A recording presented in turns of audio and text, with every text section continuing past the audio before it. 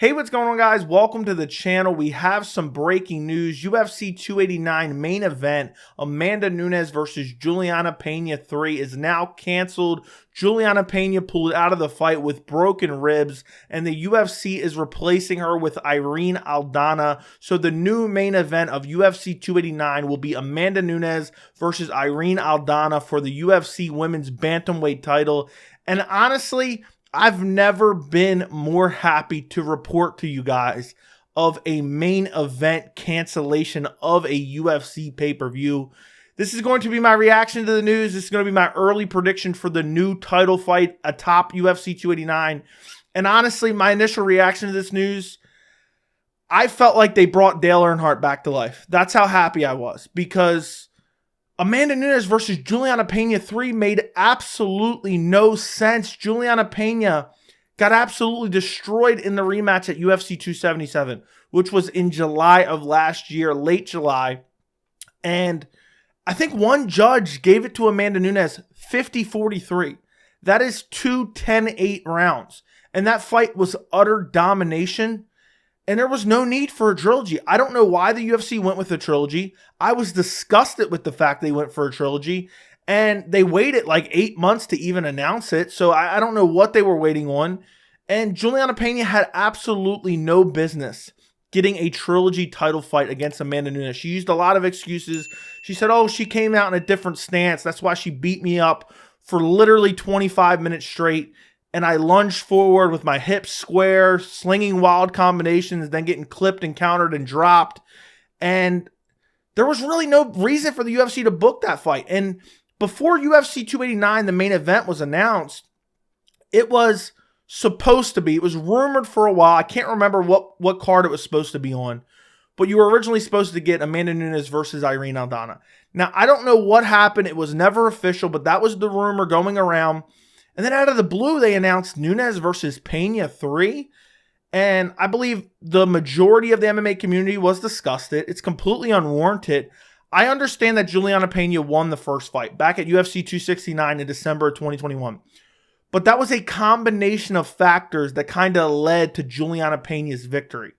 And I don't want to sit here and say it's a fluke, because some of those factors were because Amanda Nunes wasn't taking her seriously, and she wasn't training hard, and she came in, she had issues with COVID previously, and she had injuries, and she was out for a little bit, and she thought she was just going to go in there and walk through Pena, and Pena has heart and determination, no doubt, and she underestimated her. She lost, she got submitted, she got finished, but we had the rematch, and it was domination. Nunes got her belt back in the rematch, and it was utter domination. There was no need to ever see that trilogy.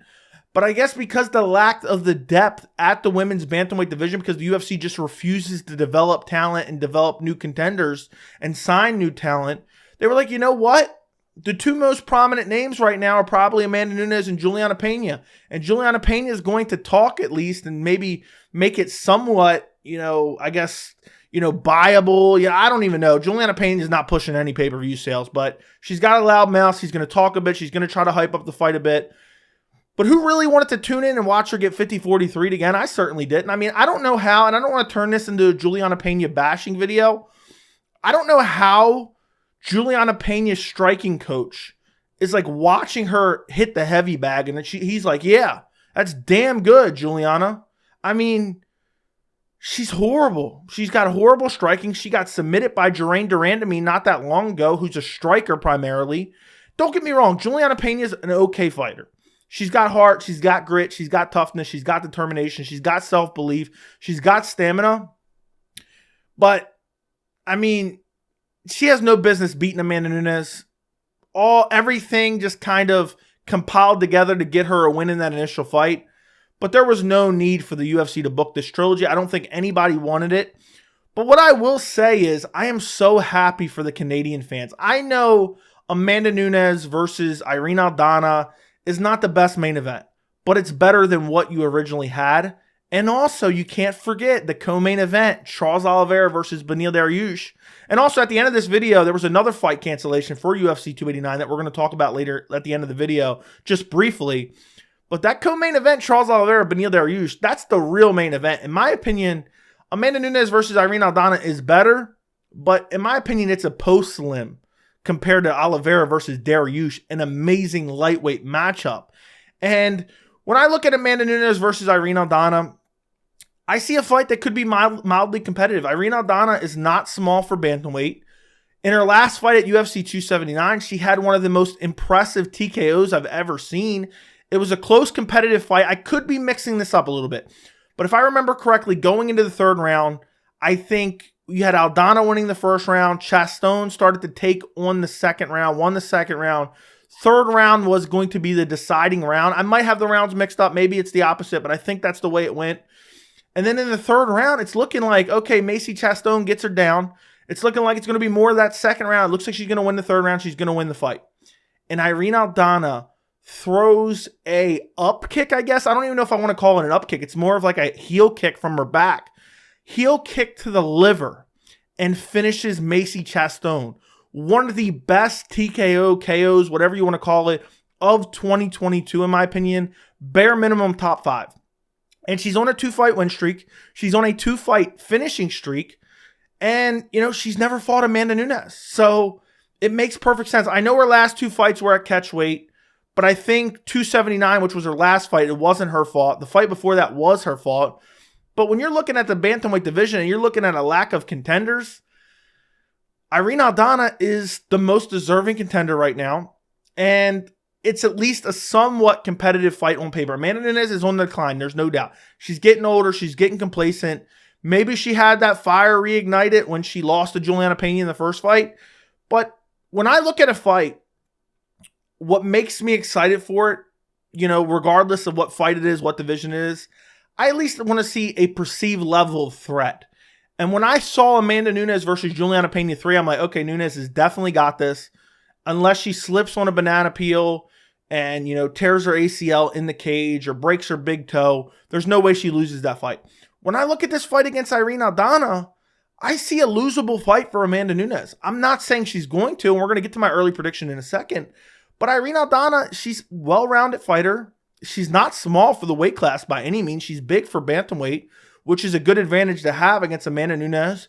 She's got heart. She's got grit. She's got decent wrestling. She's got decent jiu-jitsu. Her striking is improving. She has okay power. You know, you look at her fights, her method of victory, she's got 14 wins. She's got 8 knockouts in her MMA career. So she's got finishing ability. Only 3 of her 14 wins have ever gone to decision. She's got 3 wins by submission. Her last loss was in 2020 against Holly Holm via decision. Not a horrible loss to have. But, you know, I just think this fight is all around better. And I'm just so happy. I mean, never in my life have I been this happy to see a pay-per-view main event canceled.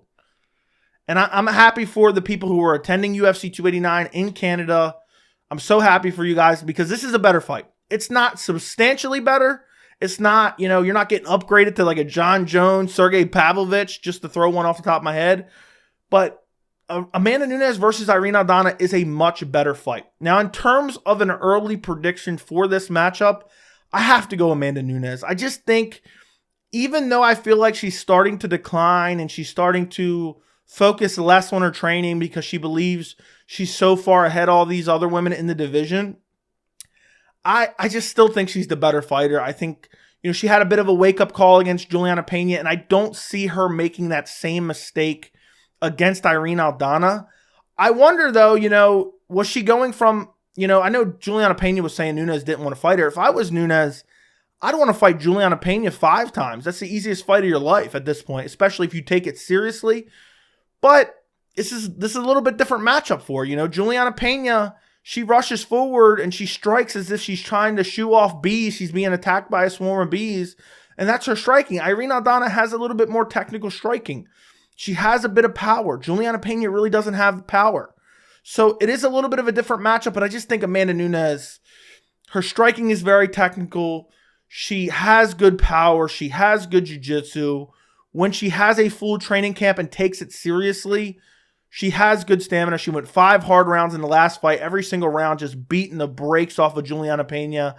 And I think Irene Aldana is going to be competitive. She may even get a round or 2. But I think ultimately Amanda Nunes will still outstrike her and maybe even finish her in the later rounds. I don't believe Irene Aldana, I don't think, even in that fight against Holly Holm, it wasn't a super high pace, if my memory serves correct. It went 5 rounds, wasn't a super high pace. Amanda Nunes, we saw her in the last fight. I mean, how many strikes did she land on Julianna Pena in that last fight? It was a ridiculous amount, and she was still fine in the 5th round. And I just don't know as the fight goes later, and I think Irene Aldana is going to be trying to mix in some of the clinch and try to land power shots, and I think Nunes is going to have a speed advantage. I don't think she'll be able to get the job done. I think ultimately she'll probably lose via decision, or I could see Nunes with like a late round TKO. But I'm happy for the people going to UFC 289. I'm happy for myself. Praise the MMA gods. I know sometimes we're getting fight cancellations, and we're going to talk about one in 1 second, but this couldn't be better. This couldn't be better. For a crappy situation, this is a good turn of events for a change. Julianna Pena out. I'm not wishing injury upon her, but I just can't watch that horrific striking. I mean, her striking coach needs to be fired immediately. And if he puts Julianna Pena's striking coach on any resume in an application for any other job, he shouldn't be hired at all. So, I'm so happy we don't have to see that fight. I hope that Julianna Pena doesn't walk into another title shot in the next fight. Like, I hope she doesn't sit out, heal up her ribs, and then walk into a title fight in her next fight. I hope she has to fight someone. Make her fight Holly Holm or something like that. I don't want to see her walk back into a title fight. Whether it's Nunes as champion or Aldana as champion, I'd be disgusted to see that, but that wouldn't surprise me either.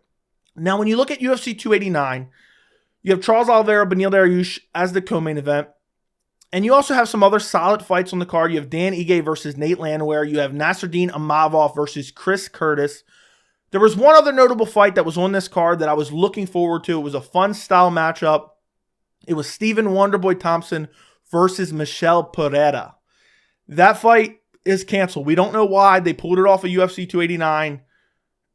There's not enough information. This just came out, maybe 30 minutes ago, 45 minutes ago. We don't have any information on that. So UFC 289 does take a bit of a hit, but, it's still a little over a month away. They might be able to add another fight to it. I think they really do need to add another good fight to it. It's an okay card right now. Charles Oliveira, Beneil Dariush is the true main event of that card. But losing Wonderboy versus Michel Pereira is a big hit to the card. It's a fun stylistic matchup. Wonderboy Thompson has been holding his ranking hostage, his top 10 ranking hostage in the welterweight division. And, if you wrestled in elementary school, he refuses to fight you. He got his wish. He got to fight Michel Pereira, who's a dynamic striker, who's a fun striker, who's trying to make his way up the welterweight rankings. This was perfect matchmaking by the UFC. It was a fun fight. No matter who won, it was going to be exciting. Michel Pereira is going to go out there and do backflips and all that crazy stuff while attempting to land good strikes on Wonderboy. We've seen Wonderboy put a master class on Kevin Holland in his last fight when a lot of people were counting him out. I picked Wonderboy in that fight. But it's just unfortunate. That fight added a bit of intrigue to UFC 289. So I'm hoping maybe they add something. They have to find something else. I don't know what it's going to be. I can't think of anything right now off the top of my head. But I'm hoping they at least add one more intriguing fight to that pay-per-view. Just considering the main event, even though it's an upgrade with having Irene Aldana step in for Julianna Pena, it's still not the greatest pay-per-view on paper. Charles Oliveira, Beneil Dariush is the biggest fight on the card, and that's the main event of the card, in my opinion. I know I've said that a couple times, but hopefully they add something else to it. I'm disappointed that Wonderboy Thompson versus Michel Pereira is not on the card anymore. Let me know down in the comments what you guys think about all this. What could they add to UFC 289 on about 5 weeks' notice? Do me a favor, if you enjoyed this video, don't forget to like it. Make sure to subscribe to the channel and turn on notifications, and thank you so much for watching.